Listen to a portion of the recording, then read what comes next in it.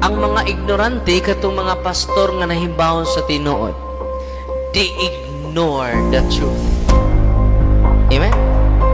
Nasabtan ninyo ang ignorante o inosente. For example, pastor ko, naibaw kong Katoliko tinuod, I ignore the truth. Ignorante ko nga pastor. Nasabtan? Pastor ko, akong dibatihon ang Katoliko. Ang Katoliko tinukod ni Constantino. Naibaw na ko tinukod ni Kristo. I ignore the truth. Ang katong nasayod sa kamatuoran, wadawata ang kamatuoran, maotoy ignorante. Ang Katoliko, dali kay maila. Sama siya sa karnero. Ano mo karnero? Dali kaayo. Inosente.